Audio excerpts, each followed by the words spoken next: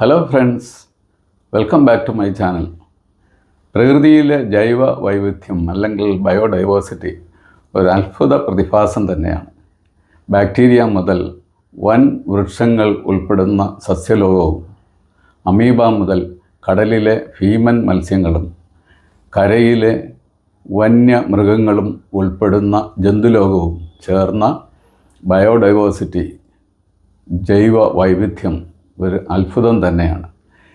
ജൈവ വൈവിധ്യത്തിലെ ഒരു കണ്ണിയാണ് ഞാൻ ഇന്ന് നിങ്ങൾക്ക് പരിചയപ്പെടുത്താൻ പോകുന്ന ഇങ്കി ക്യാപ്പ് മഷ്റൂം. ഇതൊരു കൂണാണ്, വളരെയധികം സവിശേഷതകളുള്ള ഒരു കൂൺ. മുറിച്ചിട്ടിരുന്ന പനമരത്തിൻ്റെ തടിയിൽ വളരെ അവിചാരിതമായിട്ടാണ് കഴിഞ്ഞ ദിവസം ഞാനിതിനെ കണ്ടുമുട്ടിയത്. പക്ഷേ അതിൻ്റെ ഭംഗി അധികം സമയം ഉണ്ടായില്ല. കുറച്ച് സമയം കഴിഞ്ഞ് നോക്കിയപ്പോൾ, ഒരു ഏതാനും മണിക്കൂറുകൾ കഴിഞ്ഞ് നോക്കിയപ്പോഴത്തേക്ക് അതിൻ്റെ തൊപ്പി അലിഞ്ഞ് ഒരു ലിക്വിഡ്, കറുത്ത ലിക്വിഡ് പോലെ, കറുത്ത മഷി പോലെ ആയിത്തീരുന്നതായിട്ടാണ് കണ്ടത്. അത് സ്വാഭാവികമായിട്ടും സ്വതവേ സംഭവിക്കുന്ന ഒരു കാര്യമാണ്. കാരണം ഇതിൻ്റെ സ്പോറുകൾ വിന്യസിക്കുന്നതിന് വേണ്ടിയിട്ടുള്ള ഒരു രീതിയാണത്. അതായത് ഇത് ഏതാനും മണിക്കൂർ മാത്രമേ ജീവിക്കുകയുള്ളൂ. മാക്സിമം ഒരു ദിവസം അല്ലെങ്കിൽ 1.5 ദിവസം മാത്രമേ അത് ജീവിക്കുകയുള്ളൂ. അതിനുള്ളിൽ അത് എൻ്റെ തൊപ്പിയൊക്കെ ഫോം ചെയ്ത് കഴിഞ്ഞ് കഴിഞ്ഞാൽ, അത് വളർന്നു കഴിഞ്ഞ് കഴിഞ്ഞാൽ, പിന്നെ അതിൻ്റെ പ്രോസസ്സ് എന്ന് പറഞ്ഞു കഴിഞ്ഞാൽ അതിൻ്റെ വിത്ത് വിന്യസിക്കുക എന്നുള്ളതാണ്. അതിന് വേണ്ടിയിട്ടുള്ള ഒരു പ്രക്രിയയാണ്.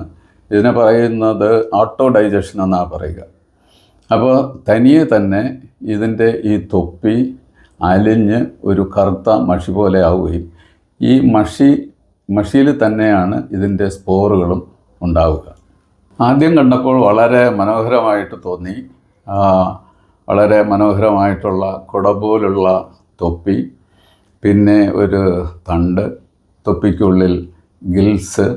ഇത് കോപ്രിനസ് അല്ലെങ്കിൽ കോപ്രിനോപ്സിസ് എന്ന് പറയുന്ന ജീനസിൽപ്പെട്ട ഒരു മഷ്റൂമാണ്.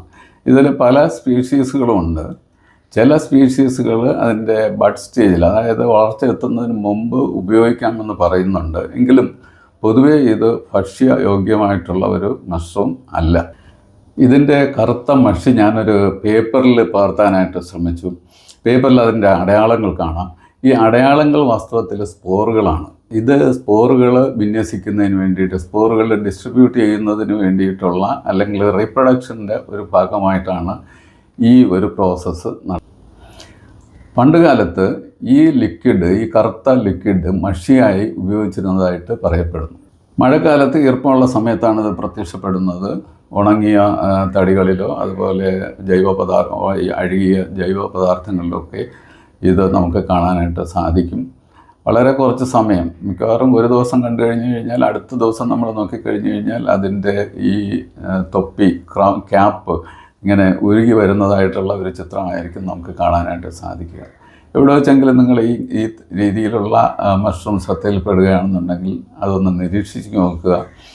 വളരെ രസകരമാണ്. അതിൻ്റെ ഒരു ലൈഫ് സൈക്കിൾ എങ്ങനെയാണെന്ന് കാണുകയും മനസ്സിലാക്കുകയും ഒക്കെ ചെയ്യുന്നത് നല്ല രസകരമായിട്ടുള്ള ഒരു അനുഭവമാണ്. ഈ വീഡിയോ നിങ്ങൾക്ക് ഇഷ്ടപ്പെട്ടുവെങ്കിൽ ലൈക്ക് ചെയ്യുക, സബ്സ്ക്രൈബ് ചെയ്യുക, മറ്റുള്ളവർക്ക് ഷെയർ ചെയ്യുക.